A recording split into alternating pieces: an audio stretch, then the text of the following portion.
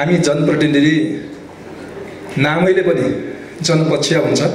जनताको लागि हामीले काम गर्नुपर्छ। हामीमा र कर्मचारी र निजी क्षेत्रमा अलिअलि फरक हुन्छ। निजी क्षेत्रले विशेष गरी आफ्नो लागि हेर्छ। कर्मचारीले एकचोटि जाँच पास गरेपछि अर्को जाँच दिनु पर्दैन। हामीले चाहिँ हरेक 5 वर्षमा जनताको बिचमा जानुपर्छ, परीक्षा दिनुपर्छ र हामीले गरेको कामले जनतालाई प्रभावित पार्न सक्यौँ, खुसी पार्न सक्यौँ भने मात्र अर्को पटक फेरि हामी पास हुन्छौँ। सबैभन्दा पीडा हामीलाई छ।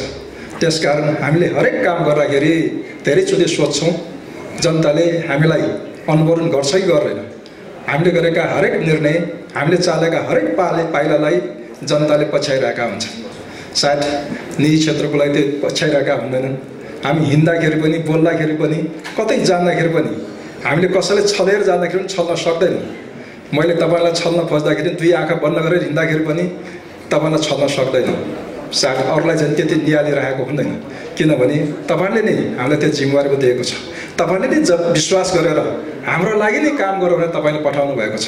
त्यसकारण हाम्रा हरेक निर्णयहरू तपाईँको पक्षमा हुने गरिकन हामी अगाडि बढ्न खोजिरहेका छौँ। त्यसकारण हामी कुनै पनि निजी क्षेत्र यहाँ उपस्थित हुँदाखेरि हामीलाई मात्र होइन, विशेष गरिकन महानगरपालिकाको मेयरको रूपमा उपस्थित भइरहँदाखेरि म मात्र होइन, अन्य नगरपालिका मेयरज्यू पनि हुनुहुन्छ। कोही पनि जनप्रतिनिधि निजी क्षेत्र नफस्ताओस् भन्ने कोही पनि छैन। हामी सबै निजी क्षेत्र सबल भयो भने, नेपाल सरकार सबल भयो भने, स्थानीय सरकार सबल भयो भने हामी सबै खुसी हुन सक्छौँ। हामी त्यो सबै पक्षको नेतृत्व गर्न चाहन्छौँ। विशेष गरिकन अहिले पनि स्थानीय तह, स्थानीय सरकार गठन भयो, काम गर्दा त्यति सजिलो छैन। मुख्य सचिव यही हुनुहुन्छ, उहाँ हाँसिराख्नु भएको छ। ऐन नियमको समस्या छ। एउटा विधेयक संसदमा विचाराधीन छ। अहिले स्थानीय सरकारले निर्णय गर्ने धेरै ऐनहरूको ड्राफ्ट तयार भएको छ।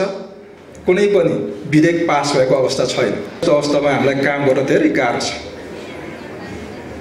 जनताको अपेक्षा अनुसार हामी अगाडि बढौँ, फेरि मन्त्रालयबाट जारी भएको आदेशको विरोध हुने, अदालतको मानहानि हुने, नगरौँ जनभावनाको अपमान हुने। धेरै अन्यलमा छौँ। जनभावनाको कदर नगर्ने हो कि मन्त्रालयबाट आदेश जारी भएको नमान्ने हो कि अदालतको मानहानि भएर फेरि मुद्दा या त अख्तियारतिर धाउनु पर्ने हो।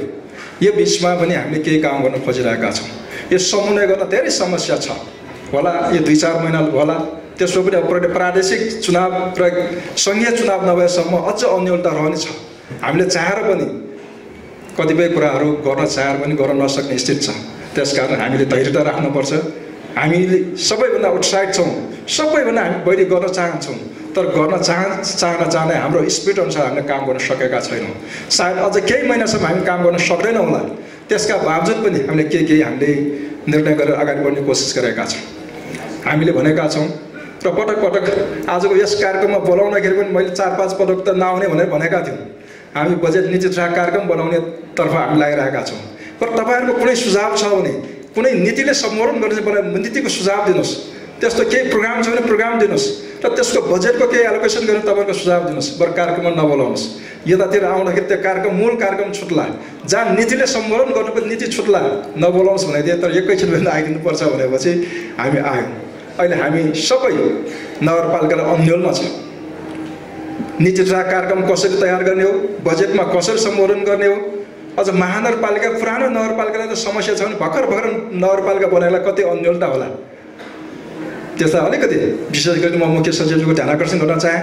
यसको निकास चाहिने चाहने दिने व्यवस्था गरिदिनुहोस्। यो सांस्कृतिक सम्पदा मात्र रहेको ठाउँ मात्र होइन, यसलाई पर्यटकीय क्षेत्रमा पनि विकास गर्नुपर्छ। अझ यहाँ जनसङ्ख्या नियन्त्रण गर्ने होइन, सिङ्गो देशवासीहरू पनि अहिले आन्तरिक पर्यटकका रूपमा धेरै खर्च गर्न सक्ने स्थितिमा छन्।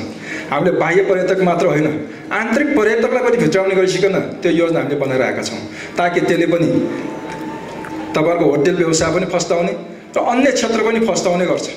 जसै गरी हामीले विशेष गरिकन काठमाडौँ बाहिर काठमाडौँका बासिन्दाहरू दैनिक रूपमा धार्मिक तीर्थयात्रामा हजार गइरहेका छन्।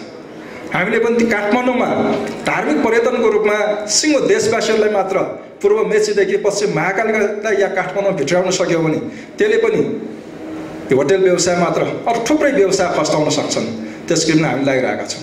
अनि सबैको चासोको विषय भनेको काठमाडौँ सुन्दर हुनु पर्यो, सफा हुनु पर्यो भनेको छ। त्यसैलाई मध्यनजर गरेर तपाईँहरूको जनभावना अनुसार हामीले क्लिन द सिटी अभियान सुरु गरिरहेका छौँ। तर यो त्यति सजिलो छैन। विभिन्न अप्ठ्याराका बिचमा पनि हामीले अभियानलाई बिहानदेखि बेलुकासम्म मभन्दा पनि मेरा अध्यक्ष मित्रहरू खटिरहेका छन्।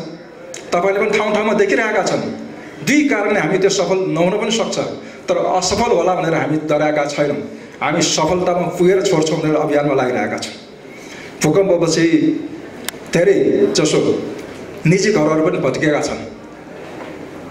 त्यो सँगसँगै हाम्रो सम्पदाहरू पनि धेरै भत्किएका छन्। सम्पदा पुनर्निर्माण गर्ने अधिकार महानगरपालिकासँग छैन। तपाईँले बुझ्नुहोस्, हनुमान ढोका हामीले चार पनि पुनर्निर्माण गर्न सकिरहेका छैनौँ। लाल पूर्जा गुधीसँग छ, धेरैको पैसा गुठीले उठाउँछ, बनाइदिनु पर्ने महानगरपालिकाले। हामीले भनिरहेका छौँ कि गुठीले बनाऊ कि हामीलाई जिम्मा देऊ। पैसा पनि हामी नै उठाउँछौँ, त्यहाँ सतलमा पैसा उठाइरहेको छ। पैसा उठाउने हामीलाई जिम्मा दिनुहोस्, सम्पूर्ण सम्पदा हामी जिम्मा दिन्छौँ। त्यसमा चाहिँ मुख्य सचिवले के मिलाउनु पर्ने मिलाइदिनुहोस्। महानगरपालिका त्यसको तयार छ। र अहिले पनि सबैको चासो भनेको काष्ठ मण्डपको कुरा छ। काष्ठ मण्डप कसैले पनि पुनर्निर्माण गरेन भनेर। काष्ठ मण्डप पुनर्निर्माण गर्न काठमाडौँ महानगरपालिका हामी तयार छौँ। यही कुरालाई मैले छलफल गर्दाखेरि केही मिडियामा फेरि महानगरपालिकाले हस्तक्षेप गर्यो, सरकारी निर्णयको उल्लङ्घन गर्यो भनेर पनि के समाचार आयो। सामाजिक सञ्जालमा पनि के अपशब्द प्रयोग गर्ने काठमाडौँ महानगरपालिकाले फेरि पनि बनाउन नदिने भनेर कुरा पनि लेख्न थालेका छन्। त्यो मैले बोलेको कुरा यति मात्र हो, काठमाडौँ महानगरपालिका काष्ठ मण्डप पुनर्निर्माण गर्न हामी तयार छौँ। कोही त्यसमा विदेशी सङ्घ संस्थाको सहयोग नलिकन नेपाली दाजुभाइहरूको सहयोगमा हामी बनाउन तयार छौँ। हामी बनाउन सक्छौँ। अनि पुनर्निर्माण प्राधिकरणले महानगरपालिका किन जिम्मा दिनु नहुने हो? हामी सक्छौँ, हामी बजेट छ। र नेपाली सहभागितामा विज्ञहरूसँग सल्लाह गरेर हामी बनाउँछौँ भन्दा पनि त्यहाँ अलिअलि खिचोलो गर्ने, त्यहाँ के स्वार्थ छ थाहा छैन। हामी बनाउन तयार छौँ। आवश्यक जनशक्ति हामीसँग छ। चाहिएको विज्ञता लिएर हामी समयमा नै उपभोक्ता मोडलमा हामी बनाउन चाहन्छौँ। त्यसतर्फ हामी पहल गरिरहेका छौँ। अहिले हामीले अघि मैले भने जस्तै क्लिन द सिटी अभियान सुरु भयो, सफल गरेका छौँ। र अहिले हामीले क्लिन द सिटी अभियान गरेर केही समयपछि नै हामी नो मास्क सिटी, सडकमा हिँड्दाखेरि नचिन्ने गरी मास्क लगाएर जान नपरिकन हामी सहरलाई सफा गर्न चाहन्छौँ। कोही मर्निङ वाकमा जाँदै नाक छोपेर जाने, मुख छोपेर जानुपर्ने होइन, खुलेर सबैले चिनिने गरिकन हामी जान चाहन्छौँ। त्यो पाठामा तयार गर्न हामी तयार गरिरहेका छौँ। त्यसको लागि हामीले योजना बनाएर अगाडि बढिरहेका छौँ। र केही सम्पदा संरक्षण र पुनर्निर्माणको सँगसँगै पर्यटकीय प्रवर्धनको कुरामा हामीले अगाडि बढिरहेका छौँ। केही कुरा हामी निश्चितता कार्यक्रममा सम्बोधन गर्छौँ। र त्यस सँगसँगै नयाँ प्रविधि हामी भित्राउन चाहिरहेका छौँ। जस्तै नयाँ प्रविधिको अनुरूप हामीले अहिले सबैले ठुला ठुला बिल्डिङ बनाउँछन्, तर त्यहाँ आफ्नो गाडी राख्ने ठाउँ पनि पार्किङ ठाउँ छोड्दैन। ठुला ठुला महल बनाउँछन्, साउहरूको गाडी राख्ने ठाउँ छैन। अनि साउहरूको गाडी करोडपति सडकभित्र राख्छ अनि महानगरपालिकाले गाडी गर्छ। त्यहाँ हामी लगानी गर्न आह्वान गरिरहेका छौँ। हामी स्मार्ट पार्किङ सिस्टम डेभलप गर्न चाहन्छौँ। तपाईँहरू जस्ता उद्योगपतिहरू आउनुहोस्, हामी सहकार्य गरौँ। 3Q मोडेलमा अगाडि जान सक्छौँ, बुट मोडेलमा अगाडि जान सक्छौँ, या त्यसको विकल्प अरू केही छ भने हामी सहकार्य गर्न सक्छौँ। सडकमा बाटो ठुला ठुला गाडी पार्किङ गर्ने सट्टा पार्किङ मलमा हामीले किन लगानी नगर्ने? त्यसको लागि के लगानी मैत्री नीति बनाउनुपर्छ? तपाईँहरूको सुझाव पाऊँ। हामी लचकता अपनाउन सक्छौँ, तर हामी सडकमा गाडी पार्किङ गर्ने, अहिले सडक चौडा गर्ने नाममा घर भट्काउने, अनि गाडी कुराउने नाममा मान्छे हिँड्ने पेटी पनि नछोडेको छ। धेरै ठाउँ पेटी नै छैन। अनि मान्छे कहाँबाट हिँड्छ? बटुवा कहाँबाट हिँड्छ? गाडी मात्र कुराएर होइन। अब हाम्रो नीति के हुने हो? हाम्रो राष्ट्रिय योजना के हुने हो? धेरै ठाउँमा अब तपाईँहरू हेर्नुहोस्, पेटी छैन, गाडी कुर्छन्, बटुवा कहाँबाट हिँड्छन्? अनि सडकमा ओर्लनु पर्ने, दुर्घटना हुनु स्वाभाविक हो। हामीलाई गाडीलाई प्राथमिकता दिउँ, तर मानवलाई प्राथमिकता दिउँ। अब महानगरपालिका गाडीलाई भन्दा मानवताको प्राथमिकता दिन्छौँ। त्यसकारण हामी त्यो योजना जान्छौँ। तपाईँहरूको सहयोग हामीले अपेक्षा गरेका छौँ। र ठुला ठुला प्रविधि हामीले भेटाउन खोजिरहेका छौँ। मोनोरेल, मेट्रो रेलको कुरा गरिरहेका छौँ। मोनोरेलमा धेरै तपाईँलाई मैले जानकारी, चाइनिज पार्टीहरू थुप्रै आइरहेका छन्। दिनको दिन 2-3वटा पार्टीहरू आउँछन्, हामीलाई जिम्मा देऊ भनेर आइरहेका छन्। तर नेपाली मित्रहरू कमै मात्र छन्। मलाई लाग्छ नेपाल गरिब छ, स्थानीय सरकार गरिब छ, नेपालीहरू गरिब छैन। चाह्यो भने तपाईले यति यहाँ उपस्थित भएका उद्योगपतिहरू मिल्यो भने सरकारले भन्दा बढी पैसा तपाईले लगानी गर्न सक्नुहुन्छ। त्यो मलाई विश्वास छ। किन तपाईले चाहनुभयो तपाईको लगानीको क्षेत्र होटेल व्यवसायसँग त्यो पनि प्रवर्धन हुने गरी अन्य क्षेत्रमा लगानी गरे त्यसले साई पैसालाई पनि अलि माथि लाग्न सहयोग पनि गर्छ। जस्तै पार्किङ एउटा मात्र भयो भने न्यू रोडको सँगै त्यो 5 मिनटको बाँकी टेको हामीले पार्किङ मल बनाउन ठाउँ उपलब्ध गराउन सक्छौँ। त्यसैगरी पुरानो नगरपालिका भवनलाई भनेको छौँ कोही पनि पार्किङ मल बनाउने लगानी गर्ने छ भने हामी आह्वान गर्न चाहन्छौँ। र केबल कार चलाउने सहरभित्र पनि व्यवस्थापन गर्न सकिन्छ भनेर हाम्रो फ्रेन्ड्स राजदूत आएर कुरा गर्न आए, तर नेपालले त्यो क्षेत्रमा लगानी गर्न उत्साहित भएका छैनन्। म चाहन्छु हामी मिलेर हाम्रो लागि गरौँ। सधैँ चाहिँ विदेशीको मुख टाक्ने अरूले गरिदियोस् भन्ने किसिमको हामीले योजना बनाउने, योजनाको लागि पैसा माग्ने हो, पैसा आएपछि योजना बनाउने होइन। अहिले कतिपय ठाउँमा डोनरहरूले पैसा दिने भएपछि त्यो अनुसारको हामी कार्यक्रम बनाउँछौँ। हामी कार्यक्रमको लागि पैसा खोज्ने हो, त्यसकारण त्यतातिर जान चाहन्छौँ। र अहिले पनि धेरै ठाउँमा छ। अघि एउटा शब्द चाहिँ यहाँ देखाएको दिशामुक्त क्षेत्र भनेर, तर महानगरपालिका त्यो बोर्ड राख्न चाहँदैन। त्यो विदेशीले दिएको पैसाको आधारमा दिशामुक्त क्षेत्र भनेर हामी बोर्ड राख्दैनौँ, त्यो गलत हो भन्छौँ। तर हामी विकल्प तयार गर्छौँ। दिशामुक्त क्षेत्र भनेर कसैले रोक्न सक्नुहुन्न। तपाईँलाई अहिले पनि यहाँ लागेर उठेर जानुहुन्छ। काठमाडौँमा भूकम्प पीडितको नाममा 1500 ट्याक्सी घुराउने जुन नीति ल्यायो त्यो काठमाडौँको लागि स्वीकार्य छैन।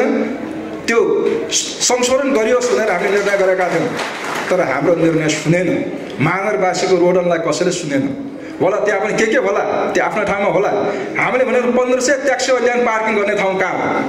अहिले त सडकको चौडा 20-20मा पार्किङ गरिरहेका छन्। ट्याक्सीहरूलाई हटाउन सकेका छैनौँ।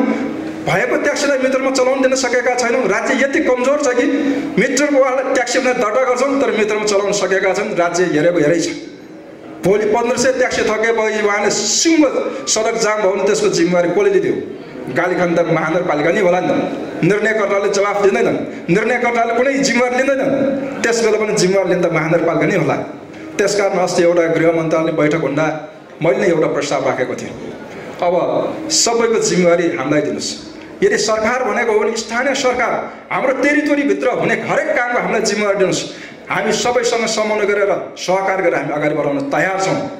सर गृहमन्त्रीले तत्कालै मेरो प्रस्तावलाई सुनेर एउटा जिम्मेवारी पनि दिनुभयो।